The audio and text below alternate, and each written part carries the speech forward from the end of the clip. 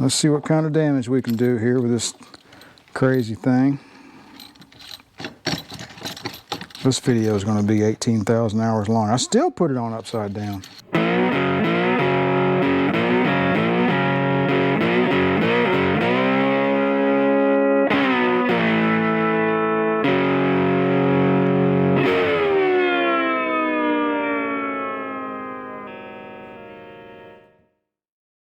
All right, welcome back. Up next, we're going to partially reassemble the pinion housing, and then we will take some measurements, and then we'll take our bearing spacer to the machine shop and have it cut down to size. But we need to partially assemble this first and then take the measurements. So this is the main part of the pinion housing. This goes towards the rear of the car, and this end goes towards the drive shaft. So the one on the rear, we're going to call that the inner bearing. Well, that's what it is. And that will be a HM 89410. 89410 is a part number. So let's go ahead and get this thing. Let's get over here on the corner where the leg of the workbench is. That'll give us a nice firm surface. This bearing race installation tool is in metric. It doesn't quite line up with the this old school stuff. It's aluminum, so it's not like it's going to gouge it up or anything. So I'm still always kind of paranoid about using these things, though. Want to make sure it goes in square. If it starts off, you know, off kilter, then that's not good. Which it is. I'm going to use the old bearing race. Make sure I get it on there straight. All right, I'm just going to use the bearing race. I don't really trust that cheap tool. I'd rather use this. That seems to be doing just fine.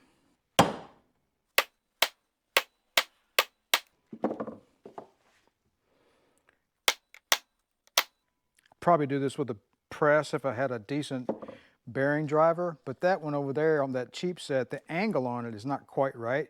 So when I tap it in here, the interior edge of the aluminum was leaving a trace of aluminum on the inner part of the race. Now, of course, that's aluminum and this is steel, and it shouldn't mark it at all, but it shouldn't leave any mark. It should be perfect, okay? So just sue me if you think I'm crazy, but of course it's a metric set, so that's probably the issue. I was trying to use a 75 millimeter one, but it just wasn't quite right. So note to self: do not hit fingers. I believe we're almost there. Probably got about a 30-second to go, something like that. That appears to be fully seated. But you know me, I'm just going to give it another couple of whacks, just for good measure. Tappy tap tap. Yeah, boy, that's called bottoming out, baby.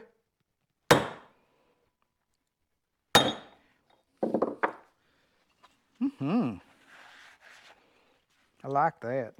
Clean off the oil from down in there. Make sure I can see that we are fully down all the way around.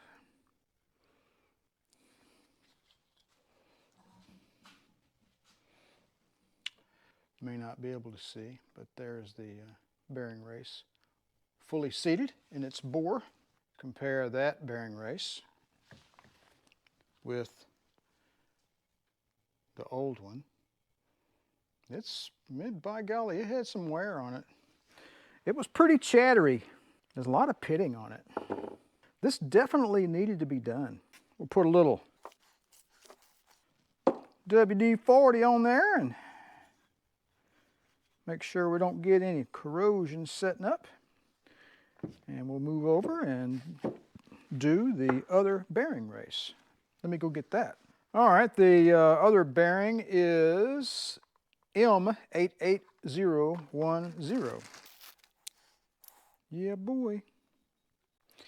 You know, you just want to do an eyeball check on them, make sure everything's good to go before you start slamming stuff in there. 88.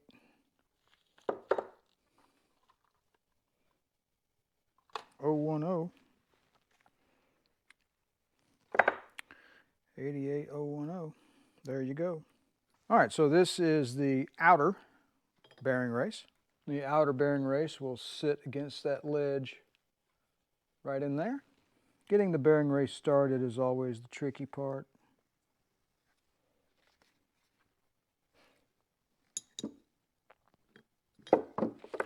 Because there's always a high spot on the bore, and it always wants to teeter-totter on you, you know? Like, say like that. So there's always a high spot. It's not perfect, right? So, man, I think we're getting the hang of this. Do not hit thumb. Yeah, that one was a lot easier than the other one. Let's see how close we're getting. All right, we've got about a 1/4 inch to go here. A little more than 1/8.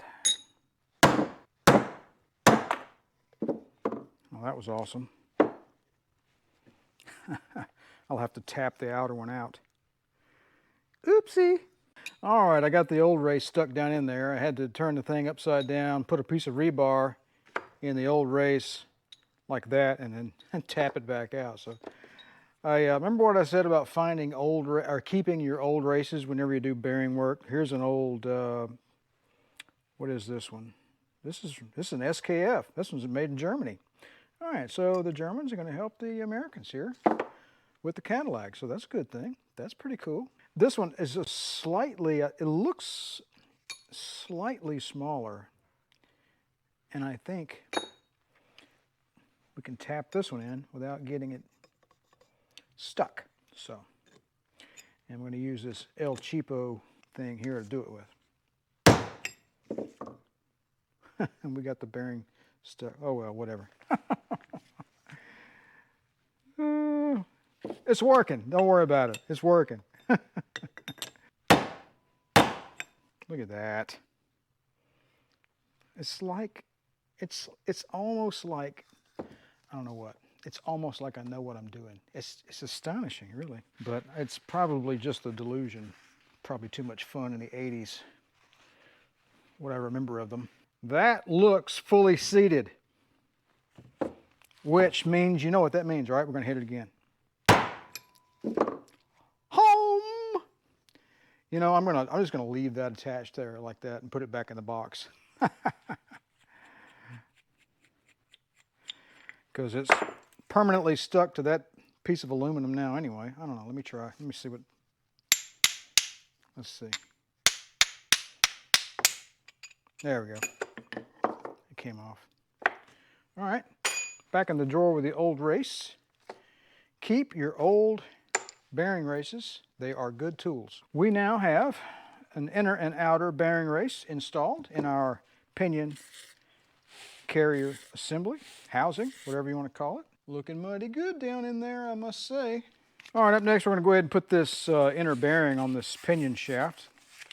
Get a little 1500 here and clean this up a little bit.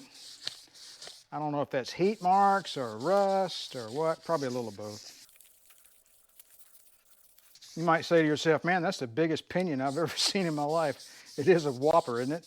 But if you look at the small ones, those are actually, you know, the lower gear sets, like your 456 and your 370s and stuff like that. The bigger the gear, the bigger the pinion gear, you know, the higher the ratio is going to be. Or the taller, I guess you might say, the ratio is going to be. That's pretty. Yeah. Yep. Got that little bit of corrosion off of there. That's looking good now. All right, let's go ahead and install the inner pinion bearing. This is a Timken HM89449.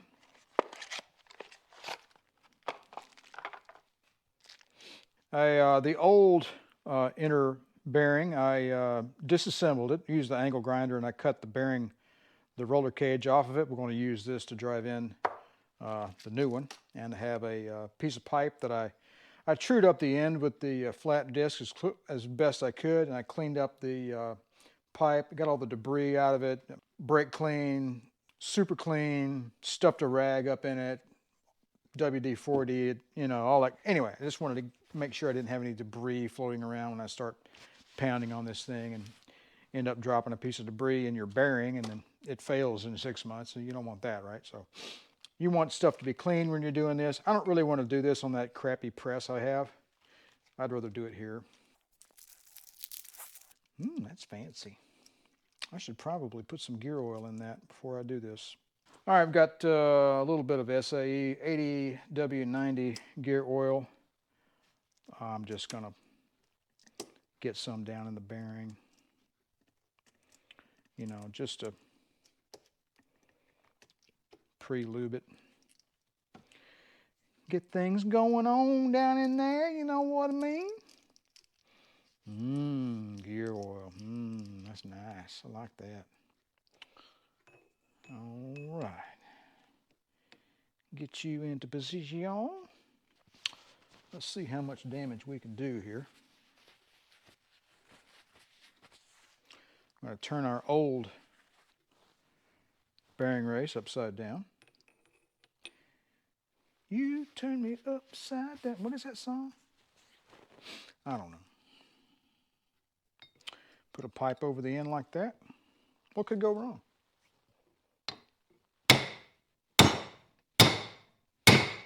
Check on the progress. How much progress are we making, y'all? I guess we're making progress. You guys in the video, you keep track of this, okay? So there's a dude that made some VHS videos. Remember those? way back in the 80s, right? And I'll look it up. Maybe I'll put a link in the description below. I think I watched this guy's video, and it was the very first time I ever learned how to do a front end rebuild was by watching these VHS tape videos of this mechanic. And he uses shade tree techniques, but with skill. So what he did, not sure how much further we'll be able to go with that. So what he did was he just got a flat punch, like this, and then whoopsie, and then tapped on either side. But yeah, I think I'm going to try this for a little while. See how well we do. Well, I guess we will resort to the shade tree technique after all. I have this blunt-ended punch, but I squared it off on the grinder. All right, this is going to take me a few minutes to tap this the remainder of the way down. I'll be right back. All right, I think I've bottomed out now. Yeah, that sounds pretty solid, boy. Yeah, boy.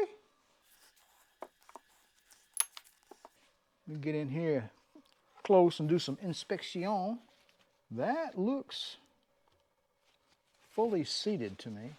Now we can do our partial pinion housing assembly and take our measurements for our new bearing spacer. All right, so the housing goes onto the pinion like thusly. So the larger pinion housing race goes over the top of the inner bearing that we just installed. And then, of course, from here down, that will be the pinion housing itself on the car. All of this will be up in there, and there will be an O-ring right here to seal everything up, and this will be bolted in with these bolts will go through here like this. And then, of course, this, there's a bump stop that bolts to that. Anyway, so we'll cover all that on the reassembly. All right, after some head scratching, I think we're just going to opt for the simplest solution, which is go by the current best example. We'll go ahead and slip the old crush sleeve in place. And we're going to grab our new bearing. There it is, Timken M88048.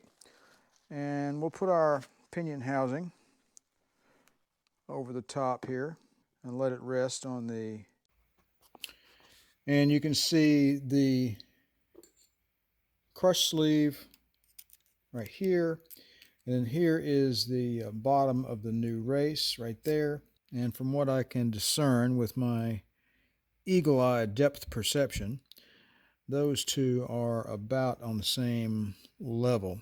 But let's grab our new outer bearing and just set it down in there.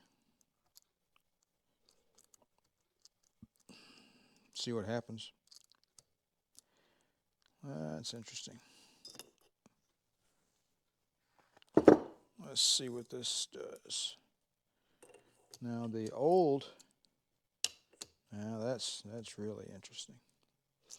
The old bearing, I think I just figured something out. Let's go back over here to the old bearing.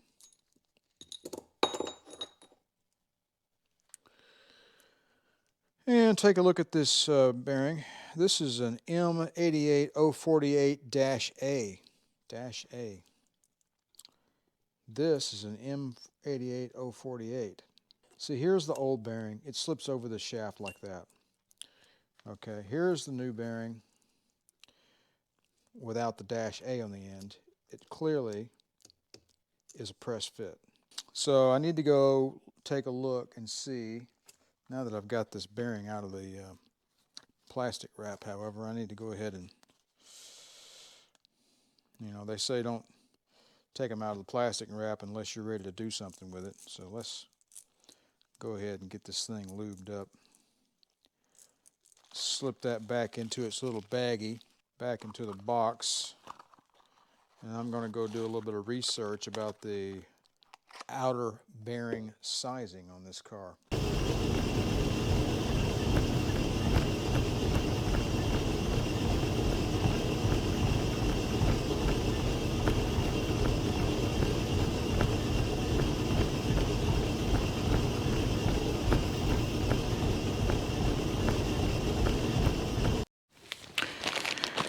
All right, we got some new bolts in. These are ring gear bolts, 17 by 20, left-handed thread, 1 inch underneath the head, basically just like the ones I removed from this ring gear. But these will be used as drivers and alignment pins, if you will. The manual has you install the alignment pins, thread them down in there, and then tap on this thing to make the ring gear fall. So I'm going to just thread these bolts in the correct way. Let's see, we're going to do 3 of them. The original plan was to take one of these bolts, where I'll take 3 of them, cut the heads off, and then weld a longer shaft to it so I could sort of recreate the pins as noted in the manual. I wanted to see if I could get this thing to move without doing that, without destroying these new bolts. Let's just see what happens here.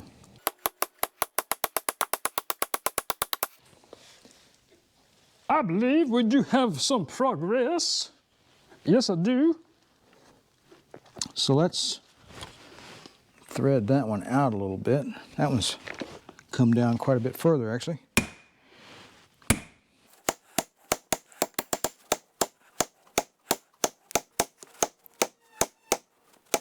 I've got it started. Again, I don't want to ruin these bolts. They're like $4 a piece. These come from Yukon Gear and Axle.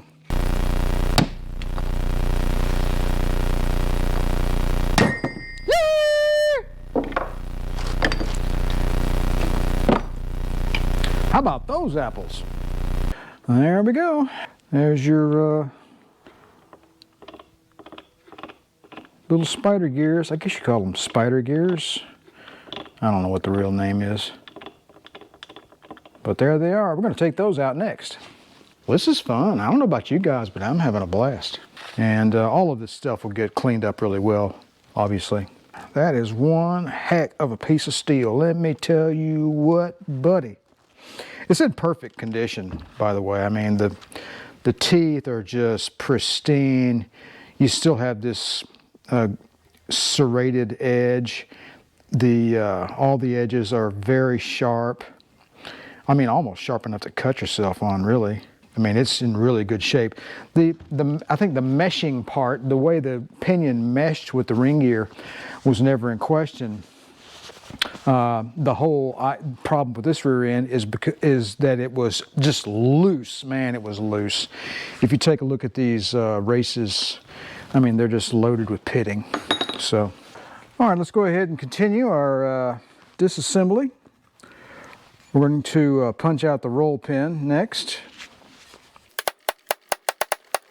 All right, I've got this bit I found in an old toolbox I bought on the Facebook Marketplace full of junk tools. I thought, I could probably use that for something, and I kept it around. All right, we got our roll pin tapped all the way out. Got a piece of wood here. We're going to try to tap this cross shaft out of the carrier assembly here. Look at that. Just some plain old wood. That's all you need. Don't need no brass rod. I'm assuming this isn't just going to simply fall apart if I knock this out of here.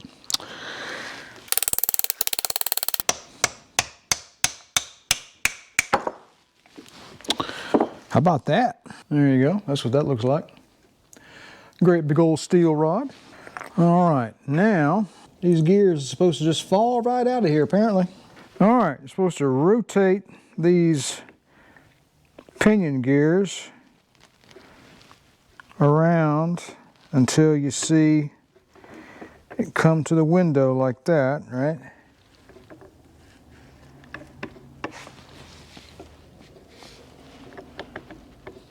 There's that one. There's supposed to be a washer. So that one was over there.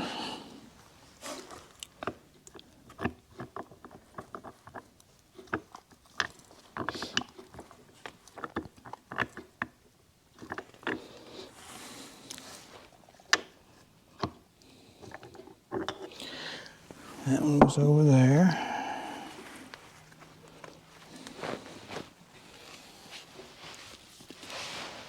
Aha. The washer.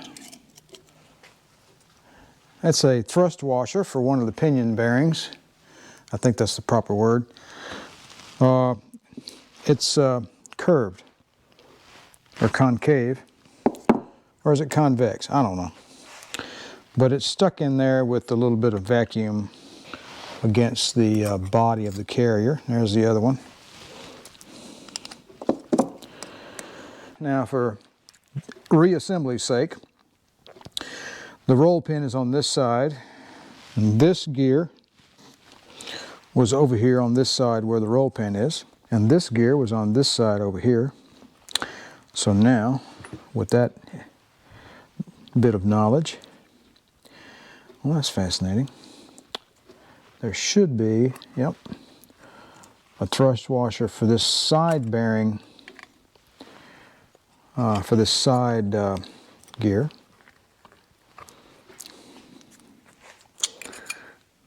So that's what that looks like. That's a really mirror.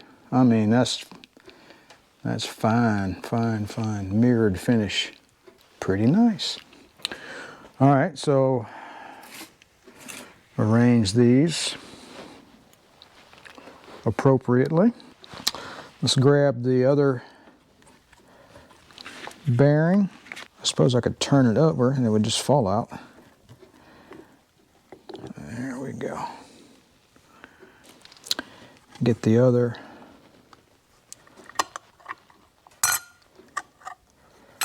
I just want everything to go back the way it was, you know what I'm saying? So. And there's the inside of a 1971 differential carrier, all naked. The only thing left to do now is take these side bearings off here and here.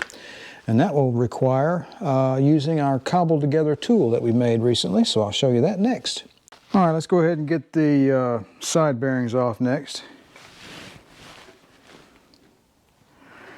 Let's see, can we use this fixture? Not on that side. It is designed for one side. I suppose I could make another one. Let's see how well that's going to work. I wasn't really sure how this was going to work. Found another video from another guy on YouTube, and he came up with a solution. This is the large bearing spacer you can get at Harbor Freight. And I ordered some 5/8 by 18 bolts off McMaster Carr. And I welded this, it's called a coupling nut, really. You can get it at Lowe's. It's about yay long, 1.5 inches, 2 inches, and it's a 3/8 by 16 threads there. This part will thread into the part that comes with the bearing puller tool that I have. It's one of those Maddox El Cheapo tool sets from Harbor Freight. Anyway, welded that together and screwed that in there like that. This goes into the bearing spacer. This bearing remover here, or splitter, separator, whatever you want to call it, does not come with a puller set. They just apparently don't make one for it. So I guess they just leave it upon yourself to, you know, make your own. So that's what I'm doing. This comes with the bearing puller from the smaller kit that has the smaller bearing separator in it. Hope all that made sense. And then I'm putting it on upside down again because I'm a maniac. Let's see what kind of damage we can do here with this crazy thing. This video is going to be 18,000 hours long. I still put it on upside down. And we probably won't be able to do that. We'll have to do that after we get this thing up here. Like that.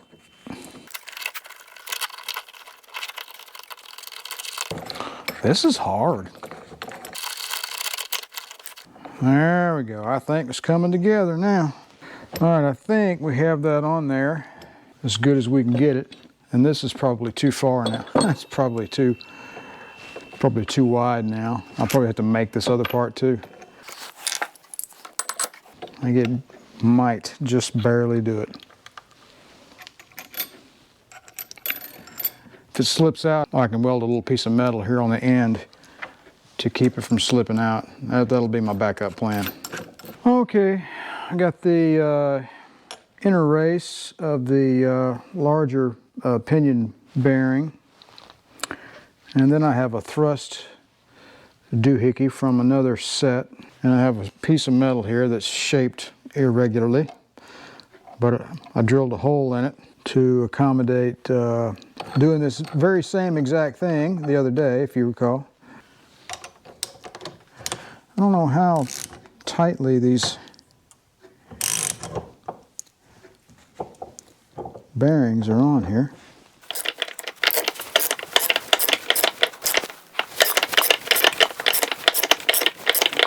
I think it's starting to move.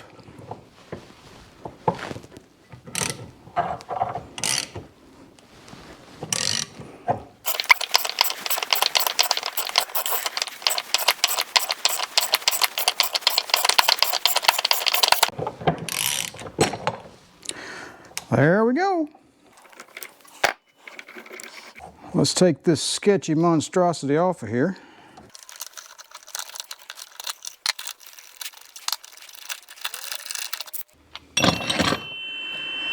All right, one side bearing removed. This should be Timken set 38. I don't know what they called it back in the day. This is an NDH, new departure height, LM1944949, or is it 184949? That's the set 38 number, I think. A little bit of galling in there, marring. There's some marks. I don't know what you call them. I guess that's LM104949 is what that is. That's the part number on that bearing. And you know, it looks okay. It's just kind of dark. You know, the whole thing was just chattery because the whole thing was loose. All right, just for giggles, this is the passenger side, and this is the side bearing, and this is the passenger side bearing race. Now, of course, there's no oil on here, Might quieten down if I put a little oil on here, but I'm going to put the microphone next to this.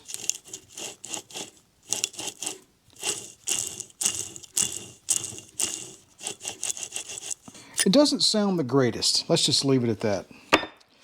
All right, let's see. All right, I'm going to use a similar tactic to remove the side bearing, but I'm going to do that off camera. I won't bore you with those details, so I'll be right back. Well, all right, folks, there you go. There is one differential carrier for a 1971 Cadillac DeVille, completely and utterly disassembled in every way. It is completely naked. That was quite an ordeal. I've never done that before, but I learned a lot along the way. And next comes the cleanup and reassembly, but that will be for another day because there are a couple of things that I need to tell you about. The outer pinion bearing. I have to order another outer pinion bearing. Rock Auto told me that M88048 was the proper outer pinion bearing. Almost, but no cigar. The proper bearing is M88048-A. Why be so picky? I don't know. I didn't make the stuff up and I didn't design it. I'm just telling you what I found. I'm going to put a data sheet in the video right here for you to study on. Boop.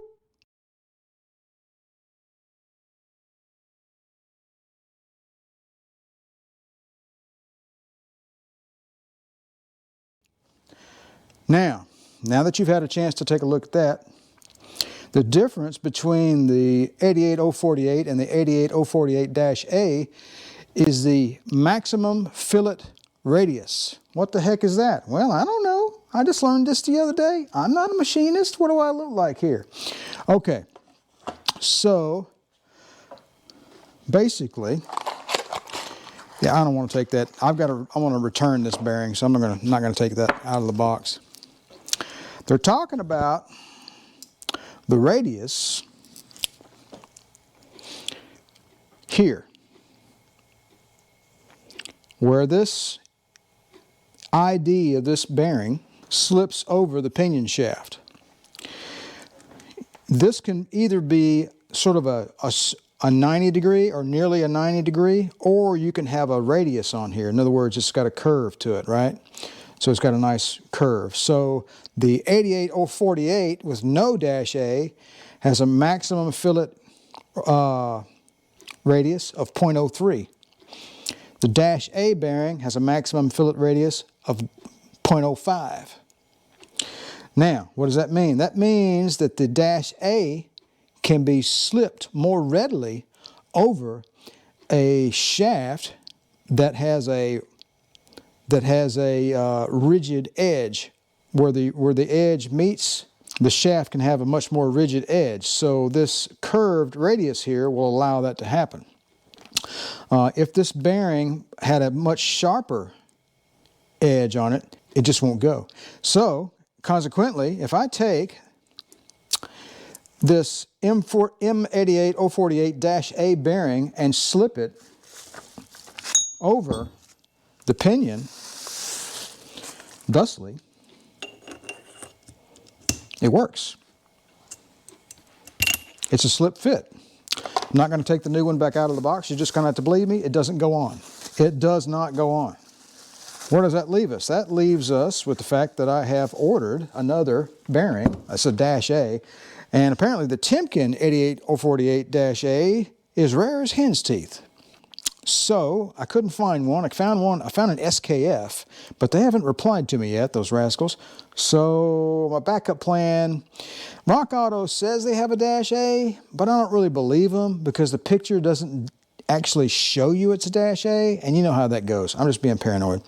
But I ordered straight from the SKF website, and the max fillet radius there matches the Timken data sheet. So basically I've been doing some homework. So that bearing is going to come in X number of days. Hopefully SKF will send me an update email on my order.